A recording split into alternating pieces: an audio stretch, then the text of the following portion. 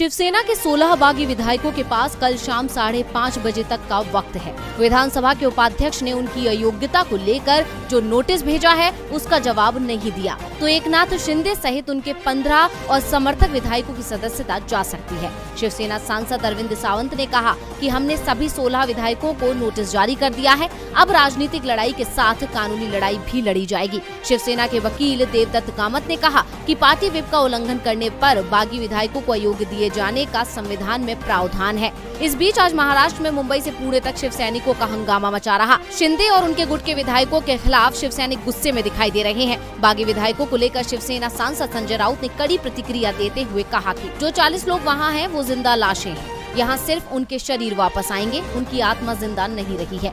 जब ये 40 लोग यहाँ से बाहर निकलेंगे तो उनका दिल जिंदा नहीं होगा। उन्हें पता है कि यहाँ जो हो रहा है उसका क्या अंजाम हो सकता है। इसी बीच आदित्य ठाकरे ने शिंदे को लेकर बड़ा दावा करते हुए कहा कि उद्धव ठाकरे ने एकनाथ शिंदे को 30 मई को सीएम पद देने का प्रस्ताव दिया था, लेकिन शिंदे के मन में क्या चल रहा है ये हम समझ नहीं पाए। आदित्य ने बीजेपी पर भी निशाना साधते हुए कहा कि जब शिंदे बीजेपी में शामिल नहीं हुए हैं, बीजेपी कह रही है कि वो इस खेल में शामिल नहीं है, फिर बीजेपी नेता शिंदे से इतना क्यों मिल रहे हैं। शिवसेना के तेवर सख्त होते जा रहे हैं तो दूसरी ओर एकनाथ शिंदे अपनी ताकत को बढ़ा रहे हैं। आज उनके गुट में महाराष्ट्र के मंत्री उदय सामंत भी जुड़ गए। शिवसेना से बगावत करने वाले वो 8वें मंत्री हैं। इन सब के बीच अब शरद पवार मुंबई से दिल्ली आ गए। महाशक्ति शिवसेना के आगे हो गई है फेल। बेहद डरे हुए दिखाई दे रहे हैं शिवसेना के बागी विधायक। गुवाहाटी में असम पुलिस की सख्त सुरक्षा के बीच 5 स्टार होटल में बंद शिंदे समर्थक विधायकों की बढ़ रही है परेशानी। अब बदलने लगे हैं उनके सुर। मुंबई में शिव सैनिकों के गुस्से को देखते हुए विधायक खुद को पक्का शिव सैनिक बताने लगे हैं। उद्धव ठाकरे को मैसेज भेज रहे हैं। बागी विधायक गुवाहाटी में तो सुरक्षित हैं, लेकिन महाराष्ट्र में उनके घर कार्यालय निशाना बन रहे हैं। पुलिस की तमाम सुरक्षा के बावजूद बागियों का समर्थन करने वालों को भी निशाना बनाया जा रहा है।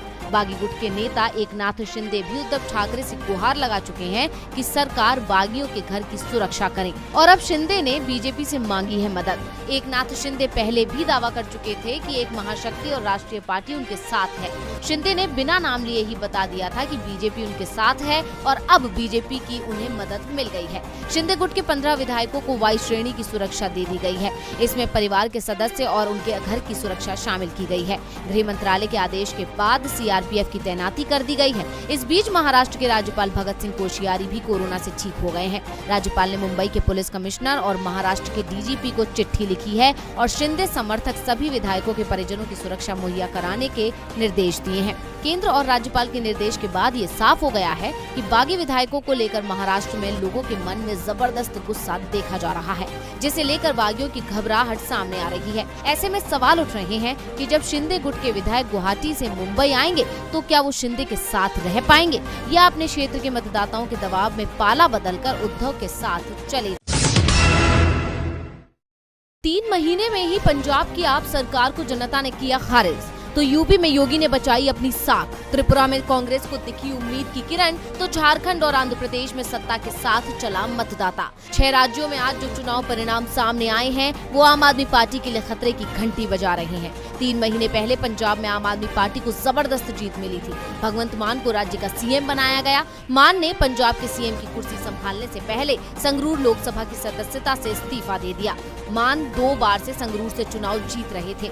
लोकसभा में आपके इकलौते सदस्य थे, लेकिन आज संगरूर में जो परिणाम सामने आए उसने आपकी जमीन खिसका दी। संगरूर में शिरोमणि अकाली दल अमृतसर के उम्मीदवार सिमरनजीत सिंह मान ने आपसे सीट छीन ली है। सिमरनजीत सिंह ने आपके गुरमेल सिंह को 5822 वोटों से हरा दिया है। बाकी सभी दलों के उम्मीदवारों की यहाँ जमानत जब्त हो गई है। इसके साथ ही लोकसभा में आप शून्य हो गई है। पंजाब में आपको झटका लगा तो यूपी में अखिलेश यादव के लिए मुश्किलें बढ़ती दिख रही हैं। अखिलेश यादव के इस्तीफे से खाली हुई आजमगढ़ सीट पर बीजेपी के निरहुआ ने जीत हासिल की है। उन्होंने सपा उम्मीदवार और अखिलेश यादव के भाई धर्मेंद्र यादव को करीब 9000 वोटों के अंतर से हरा दिया है। धर्मेंद्र की हार में बीएसपी उम्मीदवार गुड्डू जमाली का बड़ा योगदान माना जा रहा है। गुड्डू जमाली को 2,60,000 से ज्यादा वोट मिले हैं। सपा के दिग्गज नेता आजम खान भी अपना गढ़ नहीं बचा पाए। आजम के करीबी और सपा उम्मीदवार आसिम राजा को बीजेपी के घनश्याम लोधी ने 42,000 से ज्यादा वोटों से हरा दिया है। इसके साथ ही 4 राज्यों की 7 विधानसभा सीटों के परिणाम भी आ गए हैं। दिल्ली की राजेंद्र नगर सीट आपने बरकरार रखी है। यहाँ से आपके दुर्गेश पाठक करीब 11,000 वोटों से चुनाव जीत गए हैं। त्रिपुरा की 4 में से 3 सीटों पर बीजेपी और 1 पर कांग्रेस को जीत मिली है। त्रिपुरा के मुख्यमंत्री माणिक शाह वारदोवाली टाउन सीट से चुनाव जीत गए हैं, जिससे अब उनका सीएम पद सुरक्षित हो गया है। आंध्र प्रदेश की आत्मकूर सीट पर YSRCP ने बड़ी जीत हासिल की है। इस सीट पर बाकी सभी दलों के उम्मीदवार की जमानत जब्त हो गई है। झारखंड की मांडव विधानसभा सीट पर कांग्रेस की शिल्पा तिर्की करीब 20,000 वोटों से चुनाव जीत